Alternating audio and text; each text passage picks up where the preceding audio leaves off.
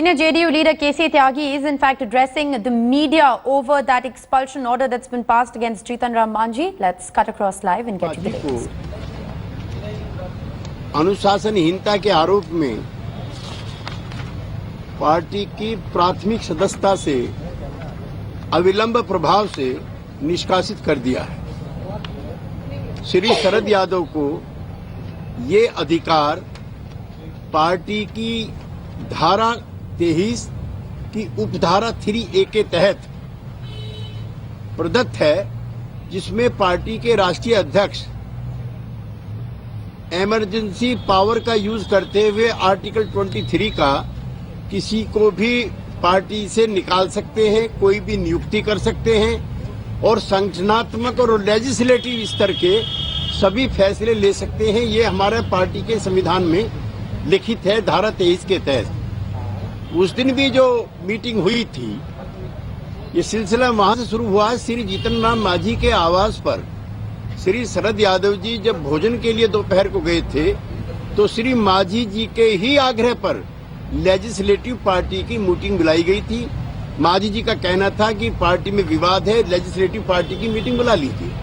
तो next day 4 बजे legislative party की मीटिंग बुलाई गई। बजाय उसकी मीटिंग को अटेंड करने के श्री मांझी जी ने कहा कि ये मीटिंग अवैध है। ये ऐसा ही है जैसे कल को श्री अमित शाह श्री नंदकिशोर यादव को या किरण बेदी को कहें कि मीटिंग बुला लिए और किरण बेदी और नंदकिशोर शाह जी भी मना कर दें कि नहीं, हम मीटिंग नहीं बुला सकते। ये उसी तरह का है।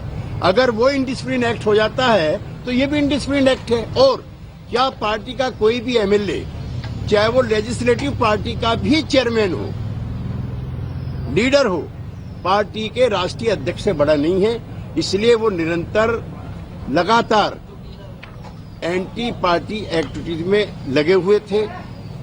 मेरे पास श्री नंदकिशोर यादव, श्री रविशंकर प्रसाद और श्री जो सबसे बड़े कमेंटेटर हैं बिहार में, मोदी जी, छोटे मोदी जी, उनके वक्तव्य है कि बिहार जंगल राज की तरफ जा रहा है। जब से मांझी जी आया है, महिलाएं सुरक्षित नहीं है, लॉ एंड ऑर्डर खराब है और इस सरकार को तुरंत बर्खास्त करना चाहिए। तो श्री सुशील मोदी जी की सलाह पर जब हमने काम करना शुरू किया तो मोदी जी हमारे खिलाफ हो गए। अब कह रहे राष्ट्रपति शासन लगना चाहिए। तो ये सारी जो स्क्रिप्ट है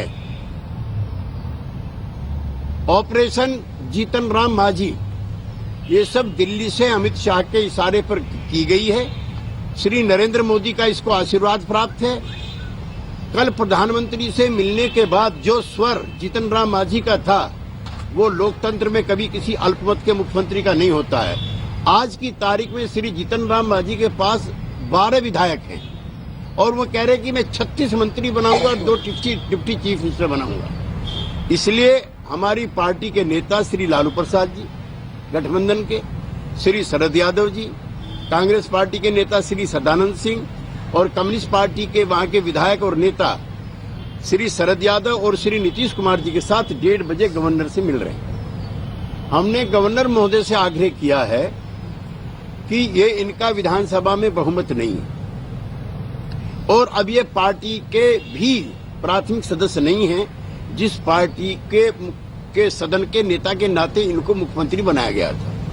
लिहाजा 48 घंटे के अंदर श्री जीतन राम मांझी जी को अपनी ताकत दिखाने का मौका दिया जाए या श्री नीतीश कुमार जी को मुख्यमंत्री पद की शपथ दिला करके 48 घंटे में उनको भी अपनी मेजोरिटी दिखाने का मौका दिया जाए।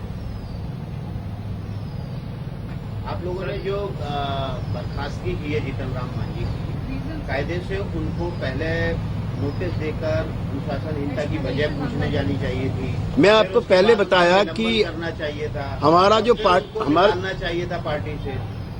हमारा जो पार्टी का संविधान है, जिसकी प्रति भी आपको उपलब्ध कराई जा रही है, उसकी धारा 23 के अंदर जब पार्टी की राष्ट्रीय कार्यकारिणी नहीं चल रही होती है तो पार्टी के राष्ट्रीय अध्यक्ष को ये अधिकार है। हाँ, उस अधिकार को 1 महीने के अंदर राष्ट्रीय कार्यकारिणी की मीटिंग में इम्प्लीमेंट करना होता है, जो हम करेंगे।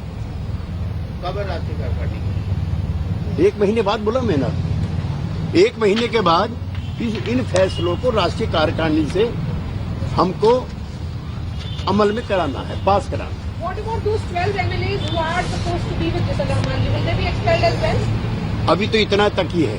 अनुशासनहीनता का मामला नरेंद्र सिंह बाचन से इन लोगों के लिए नहीं बन रहा है? नहीं, इनके लिए भी बनता है, पार्टी उसका भी नोट ले रही है, लेकिन सबसे चूंकि दिल्ली में प्रधानमंत्री से मिलने के बाद जिस तरह की बयानबाजी श्री जीतन राम मांझी ने की है, वो पार्टी के एक्सेप्टेड जो डिसिप्लिनरी नॉर्म्स हैं और पार्टी की जो आइडियोलॉजी है, उन दोनों के खिलाफ वो होबनॉबिंग कर रहे हैं बीजेपी के साथ। और पार्टी भारतीय जनता पार्टी की जो विभाजनकारी नीतियां हैं, उसके इन प्रिंसिपल पिछले 1 साल से उसका विरोध कर रही है। सर, ये ऑटोक्रेटिक फंक्शनिंग नहीं है क्या जेडीयू की? ये हर Nitish Kumar chose Jitan Ram Manji as his successor, anointed him, and now you are doing this. What exactly is this? Not a very autocratic style. Why not seek an explanation? All the political party constitution, all the power vested in the party president in almost all the political party, they are like that. Take the case of BJP, Congress party. I remember many BJP expulsion as well as the Congress wala. सब पार्टियों के अध्यक्ष को emergency power हैं। ये अमित शाह जी को भी हैं, मिसेस गांधी को भी हैं, और शरद यादव जी को भी हैं, मुलायम सिंह जी को भी हैं, और केजरीवाल जी को भी हैं। I remember the expulsion of mister Binny also. इसलिए ये पार्टी के कॉन्स्टिट्यूशन में पहले से लिखा होता है, और उसी के आधार पर हम आपसे बता रहे हैं, उसी के हिसाब से कार्रवाई की गई है। ये कोई अनडेमोक्रेटिक एक्ट नहीं है। नंबर 1, लोकसभा चुनाव में हमारी पार्टी पराजित हुई थी, जिसकी नैतिक जिम्मेदारी लेते हुए देश के सिर्फ एकमात्र नेता नीतीश कुमार थे जिन्होंने रेस्पॉन्सिबिलिटी लेते हुए इस्तीफा दिया था। तब भी हम लोगों ने मना किया था, और उन्होंने श्री जीतन राम मांझी जो उनकी कैबिनेट के जूनियर मेंबर थे, उनको मिनिस्टर बनाया था। अब श्री हर्षवर्धन को हटा करके, प्रोजेक्ट करके हटा करके, क्या भारतीय जनता पार्टी ने पूरे देश की वेस्ट कम्युनिटी का अपमान किया क्या? तो फिर कैसे दलितों का अपमान हो जाता है 1 मिनट के अंदर? तो भारतीय जनता पार्टी पूरे देश के वेस्ट लोगों से माफी मांगे कि विधानसभा में उनका घोषित उम्मीदवार डॉक्टर हर्षवर्धन थे, फिर उन्होंने किरण बेदी को क्यों मुख्यमंत्री का दावेदार बनाया? क्या वेस्ट लोग नाकाबिल थे? क्या वेस्टों पर विश्वास नहीं था? तो ये जो सवाल बाद में उठते हैं, और ये सब सवालों की जो मशीनरी है, the whole disinformation campaign, the whole character assassination campaign is propagated and created by the BJP headquarter. संविधान है, ये देखिए आप, इसकी जो करना चाहते हैं